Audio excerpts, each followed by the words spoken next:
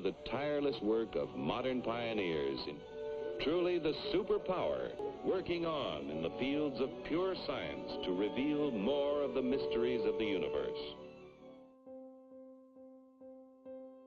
On the surface, it's exactly what it says, which is Black Girls Code. They're learning how to code web pages and code programs for robots. So it's that in a literal sense. But figuratively, I think it's a way that we move forward into the future with how we do things, how we innovate, how we bring our essence back to dominant culture. Because right now, our narrative is kind of left out of the story.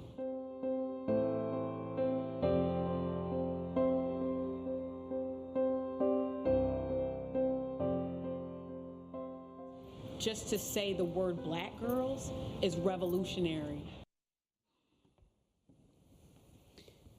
Good afternoon. My name is Kimberly Bryant, and I am the founder of Black Girls Code. And as the mother in the video said that you just saw in the clip, we believe teaching girls of color to code is revolutionary.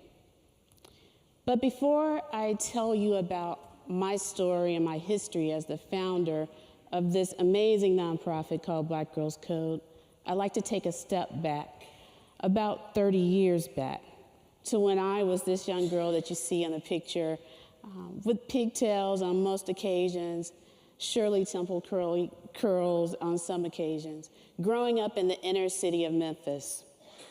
As a child of the 60s, I like to think that revolution and radical action was running through my very veins from the time I stepped foot on the earth.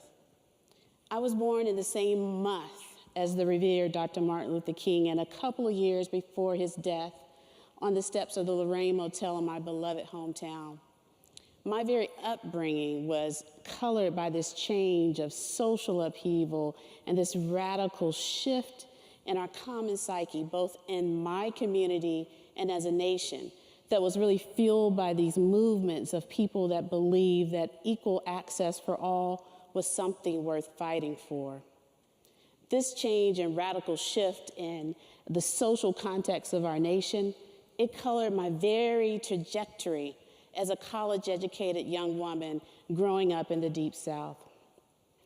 But little did I know at the time when you would see me on a picture looking like this on any given Sunday, I really would rather have my hair in an afro as opposed to this very coiffed style that you see in a picture.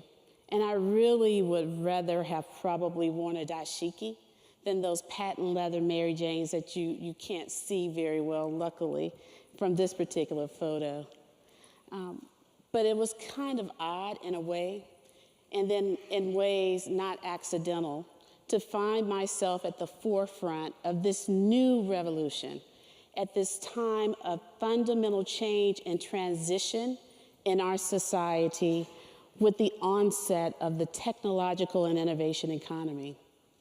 And I bounded upon that as a change agent, not just for girls that look like me, but for women in general. When we look at why coding matters and why this movement to teach women and girls to code is important, it's necessary to look at some of the numbers. The U.S. Department of Labor estimates that by the year 2020, the computing jobs will be 1.4 million in the U.S. alone. When we look at computing and IT technology as a career path, it's currently the fastest growing and also the most lucrative of careers in our economy. And yet, as a nation, the U.S. can only fill 30% of those computing jobs with the current graduates from undergraduate school. Now, if we look at the context of this, what this narrative means for women of color, the situation is even yet bleaker. For myself, I like to think that I was one of the lucky ones. The girl you saw in the picture a couple of slides back was a true nerdy girl. So I excelled in math and science. But what I love about the whole context of this particular TED event is the whole idea of defying the impossible. Because it was indeed an impossible task for a young girl of color growing up at the end of the 1960s who never saw an engineer anywhere in my general vicinity or neighborhood to select a career in engineering and don a hard hat every day and steel-toe shoes, seriously? That's pretty much what I would call the definition of defying the impossible. But I was lucky to be on that wave of this, the first apex, the rise of women in STEM fields. And that wave of women entering STEM fields continued throughout several decades in everything but computer science. So when I went to school in the late 80s and graduated with my degree in electrical engineering, there are about 30%, 36% women receiving computer science degrees. Since that time, that number for women of all colors has plummeted. It's currently about 18% for all women. But if you look at women of color, that number falls off a cliff. Black women only represent 3% of those receiving undergraduate bachelor degrees in computer science. And if you look at Latinas and our Native American sisters, that number is less than 1%. So the burning question is why, in this age of ubiquitous access to digital technology that has really engulfed the entire globe, why are women of color and women in general being summarily bypassed as leaders in the innovation economy? This is the question that Black Girls Code was founded to address in 2011. I entered this, as I mentioned before, as what I like to call an accidental nonprofit entrepreneur. It was not my goal at all. I really was just, as I said before, a nerdy mom, a nerdy brown girl who ended up raising a geeky brown girl who was 12 at the time and really interested in gaming and World of Warcraft and all these things that I never did as a young person. But I was so incredibly frustrated because while she had an unparalleled access to technology that I didn't have growing up, she had no concept of learning how to use the tool for a creation device as opposed to just being a consumer. And while I wanted her to grow and follow in my footsteps to one extent, I did not want her to go down the path that I found as being one of the one and only in my career for decades and decades to come. So I decided to do something to address this issue by founding Black Girls Code. And our mission is really to empower girls of color ages 7 to 17 to embrace the current tech marketplace as both builders and creators. And we do this by introducing them to skills in computer programming and technology. Our goal overall, in a nutshell, is to teach 1 million girls to code by the year 2040 and becoming the de facto Girl Scouts of technology. Since we were founded in April 2011, we've bounded upon this whole wave of the Learn to Code movement, and we've kind of had a take no prisoners approach.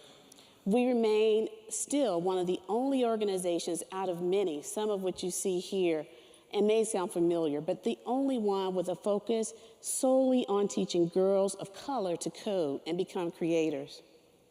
Since 2011, we've expanded from our very humble beginnings in the Bayview Hunters Point part of San Francisco.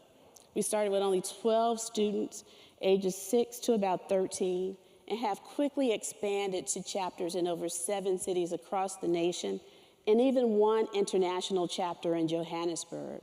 We've reached to date almost 2,000 girls and counting, and our numbers continue to grow. Our whole defining mission is to redefine this discussion of both race, gender, and the intersectionality of that as it outlays and plays with closing the digital divide and providing access to girls of color. One of the things that keeps me going, and Mike alluded to it a little bit, I travel all over the world training girls and others to train girls how to code. And it gets tiring. So I took a red eye here from San Francisco last night, and I had just come from doing a workshop in New York and taking a red eye to go to Detroit to do one on Saturday. So it's very tiring in terms of a physical sense. But what keeps me going day in and day out are the personal stories of success that we see in the girls that come to our classes. The workshop that touched me the most recently on a large and broad scale was the one we just did in Detroit. I think everyone is aware of the issues that Detroit as a city is facing today. And as the taxi cab driver drove me through the city to Wayne State, where our class was being held that weekend, I couldn't help but seeing the dilapidated buildings and the boarded up windows and all the communities outlining the interstate and thinking, oh boy, this is going to be a very interesting class.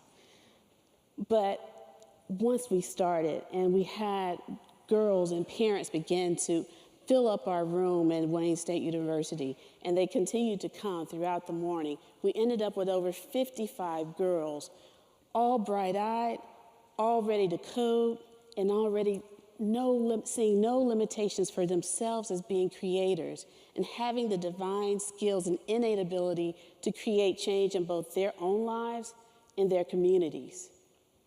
But there are also individual examples and stories of success, such as Ida, the student you see here.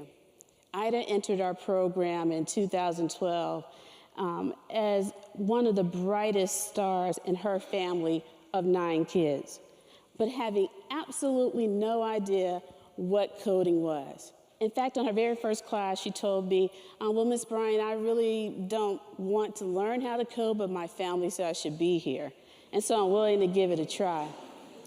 So Ida went from being a student that was really more interested probably in being a doctor, which is great, to being one of the brightest stars in our classes. She went on to give me a call earlier this year to say, Ms. Bryant, can you help me? I have been asked by my middle school in East Bay to not only train other students, but to host a series of workshops throughout the school year, teaching them both web development and mobile application development, because my teacher saw me teaching one of my fellow classmates how to code. So can you help me? So Ida's story is not an isolated incident. It's actually universal, because we know without a doubt that if we teach one girl to code, she will teach 10 more. Because women and girls are change agents naturally in both their families, in their communities, and indeed in the world. So by giving them this access to skills and career skills and technology, we're changing not just the trajectory of one girl, but we're changing the collective trajectory of communities, like those communities in Detroit, and even the world.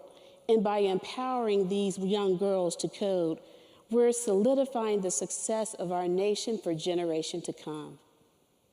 So I ask you today to join me in this movement to teach girls how to code, so that we can defy the impossible and bring women and girls to the forefront of the innovation economy.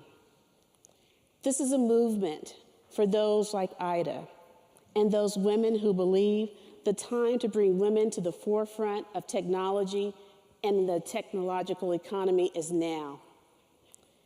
This is a movement for those like my student, Saida, and those who believe if technology is only designed by white males who represent less than 50% of our collective population, then we're missing out on the skills and ability that bringing a broader pool of talents to the table can provide.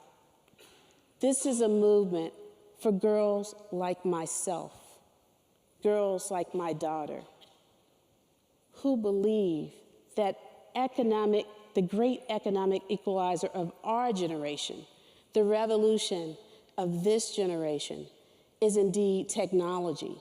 And by embedding these skills and abilities in our youth today, we can change the nation, one girl, one woman, and one generation at a time. Thank you.